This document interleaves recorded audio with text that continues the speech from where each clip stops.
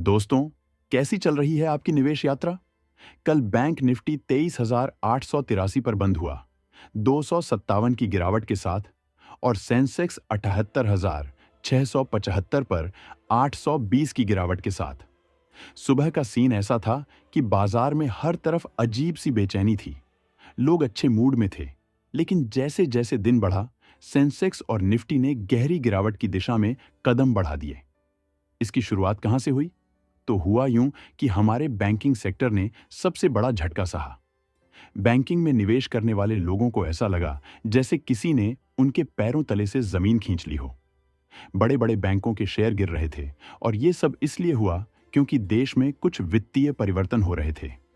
जैसे जैसे वैश्विक बाजारों में हलचल बढ़ी, भारतीय निवेशकों ने भी पैसा निकालना शुरू कर दिया।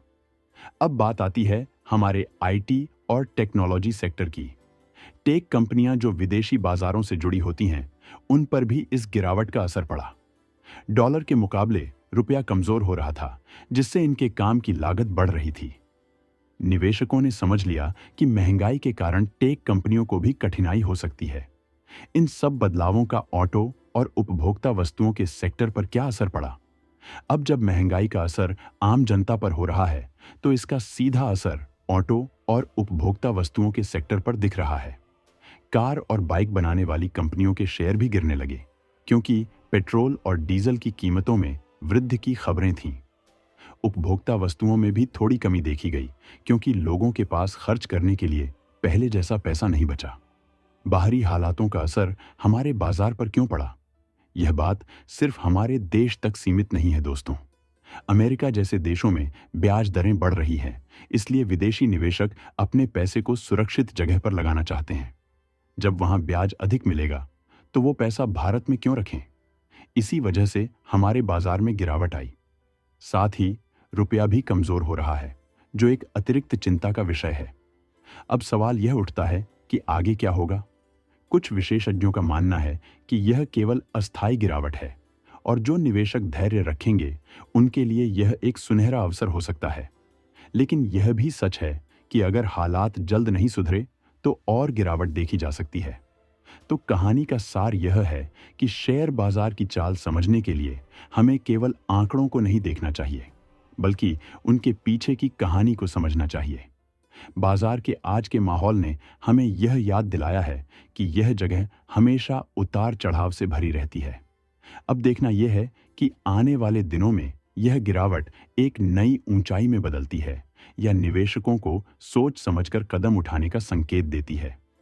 अब बारी है आज की कहानी की, जो है पुरिंजू वेलियात की, जिन्हें छोटे शेयरों का जादूगर भी कहा जाता है। केरल के एक छोटे से गांव का एक लड़का, जिसने शेयर बाजार में वह मुकाम हासिल किया जो सोच पाना भी मुश्किल था। नाम है पुरिंजू वेलियात। हाँ, वही पुरिंजू जो आज छोटे और मंझोले शेयरों के जादूगर के नाम से जाने जाते हैं। लेकिन कहानी केवल नाम कमाने की नहीं है। ये कहानी है संघर्ष की, हौसले की, और कुछ अलग सोचने की। पुरिंजू का सफर केरल के त्रिशूर जिले से शुरू होता है। एक साधारण परिवार, गांव में पली बढ़ी सोच और एक मजबूत सपना। बचपन से ही पुरिंजू में एक अलग सा जुनून था। पहले उन्होंने अपने परिवार के लिए पढ़ाई छोड़ दी और घर के खर्चों में मदद के लिए एक साधारण नौकरी की। एक वक्त था जब उन्होंने मुंबई की सड़कों पर काम किया, लेकिन किस्मत को कुछ और ही मंजूर था। शेयर बाजार का आकर्षण उन्हें मुंबई खींच लाया। पुरिंजू ने सबसे पहले कोटक सिक्योरिटीज में काम किया, और यहीं से उनकी शेयर बाजार में असली शिक्षा शुरू हुई। पुरिंजू ने देखा कि बड़े निवेशक केवल बड़े शेयरों पर ध्यान दे रहे थे। उन्होंने सोचा कि क्यों न छोटे शेयरों की ताकत पर भरोसा किया जाए। वक्त ने करवट ली और पुरिंजू ने छोटे शेयरों पर दांव लगाना शुरू किया। हर कदम पर जोखिम था, लेकिन पुरिंजू को पता था कि वह जो कर रहे हैं वह सही है। धीरे धीरे उनके शेयर चयन की ख्याति बढ़ने लगी। उनकी निवेश फर्म इक्विटी इंटेलिजेंस ने जबरदस्त मुनाफा कमाना शुरू किया, और पुरिंजू का नाम बाजार में चमकने लगा।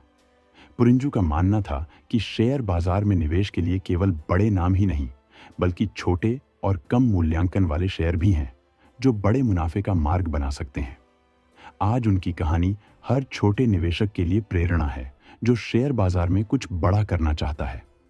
पुरिंजू कहते हैं, अगर आप में जोखिम उठाने का साहस और सही दृष्टिकोण है तो बाजार में हर किसी के लिए अवसर है।